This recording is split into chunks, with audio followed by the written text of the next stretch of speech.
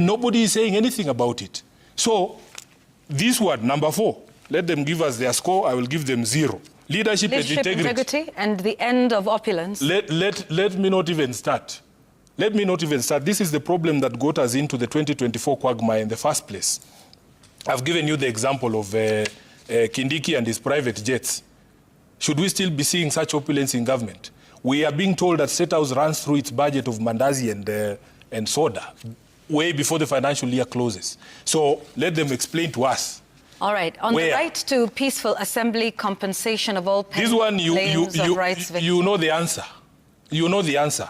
First of all, ODM is a public funded organization that was built on the back of peaceful assembly and protests. No ODM leader should be heard saying we can limit or fetter the right to Article 37 in any way. Because ODM is maandamano. All right. On that, let me ask you this, because we've seen the CS for Treasury speaking. I believe it was just yesterday that he has seen the economic impact of protests in the country, that for 1 month of protests, it takes about 3 months to recover. And I guess he says that based on what he's saying is his new position and his new information that is available. Yeah, what he forgets that there is a reason, a cause for those maandamano. What was the reason for why the young people went to the streets in 2024? They didn't just wake up and go.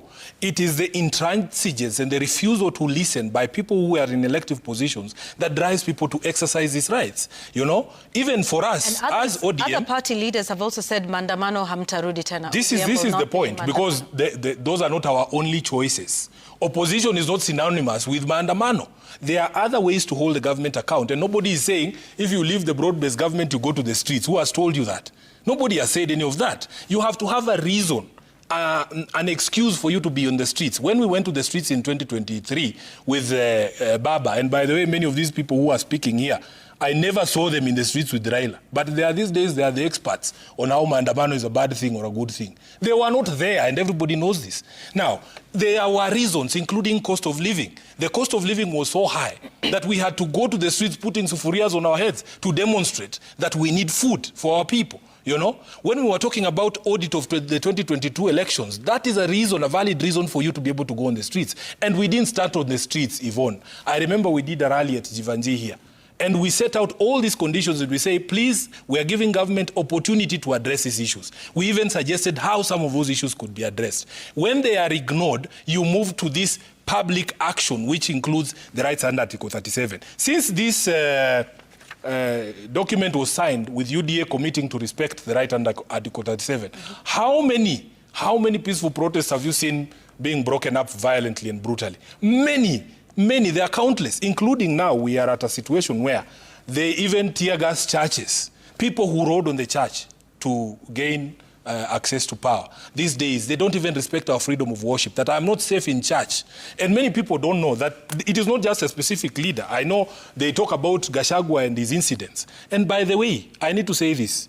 The Raila Odinga that I knew would never wish the worst even on his own worst enemy.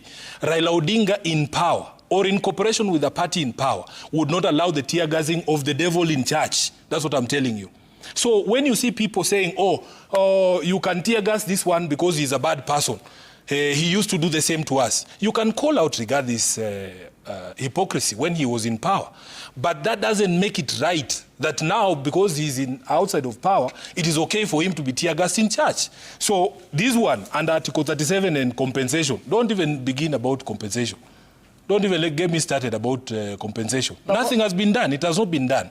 Article 37 has been repeatedly violated even after we signed this document. The audit of the national debt and how it has been used, that is point number 10 of the 10 points. Point number 7. We don't have an audit of our national debt. In fact, what we have is litigation in our courts on this thing that Jimmy and his friends call odious debt, which I personally don't understand very well, but I know what they're saying, is that if we borrowed money for the benefit of the people of Kenya, and we don't see that benefit and we can't point to a single project to which this money went to, it was stolen, then it should not be demanded from the people of Kenya, that the people who took that money should be made to answer. So you would have to show me an audit of the public debt for you to say we have complied with Article 7. Number 8, fighting corruption. Yeah, let us be shown how. Between the 7th of March and today, let us be shown if corruption in government has been fought in any way. And I can tell you, Yvonne, by the way, many of us, we miss Raila. It's just that sometimes we don't know what to do. There is, I was supposed to be in Turkana with the Energy Committee this week because we're doing public participation on this so-called field development plan. I want to tell Kenyans this is going to be the biggest scandal this country has ever seen. Biggest corruption scandal this country has ever seen. Because, Yvonne, you have a situation where the operator or the oil company that has been given the go-ahead to do this FDP, you see changes in its ownership within a matter of days before the FDP is approved by the Ministry of Energy. You see changes in the original contract to push the cost recovery rate from 65% to actually 55% to 85% in a matter of days after approval of that FDP. There are so many things that point to obvious corruption in that particular deal. And I can assure you, if we do not fight that particular issue, Kenya is not going to see a single shilling of that oil. Okay, so that is point number 8. And point number 9 and number 10, I think you've spoken about. Absolutely. Which is the stoppage of wastage of public resources and protecting the sovereignty of the people, respecting the rule of law and press freedom, and stopping abductions, right? Correct. So it would seem that you don't think the 10-point agenda, 1, has been implemented in any way? No, From point number 1 to point number 10, there was one point I think you gave. That is exactly what I'm saying. And the other thing is, this is the communication. Is you do not feel that that committee that is to oversee the implementation of this 10-point agenda has done much with just a month to go. So yeah, let's read the communication. Again, this document is signed by 2 people. I hope you can see the signatures here. Sifuna is not a signatory to this document. It is His Excellency the President and the Right Honorable Raila Odinga. And I want to read verbatim so that people don't say Sifuna makes up his own things. It says the committee will commence its work immediately and will submit progress reports to a joint Kenya Kwanza ODM parliamentary group on a quarterly basis. How many quarters have passed since this document was written? At least 2 quarters have passed. Have you seen those reports? No. A final comprehensive report detailing the status of the MOU's implementation will be released to the public on March 7th, 2026. So we have 30 days to go. You are essentially saying, because we're getting messages here from people who are members of this committee, you are essentially saying that this committee has not fulfilled its mandate to oversee the implementation of this agenda? I am saying it is not up to the committee, because that committee, I have a lot of sympathy for them, because I know most of the things that needed or were required to be done are supposed to be done by government. If you can tell, you can't, for instance, ask Agnes Zani why those 2 kids were killed in Kawa West. So why have the committee? That's not up to him. So why have the committee in the first place then, if you're saying it? Why do what? Why have the committee in the first place? Now, this committee, that's why I started by the last time that I was here. This committee flowed out of the conversation we had here.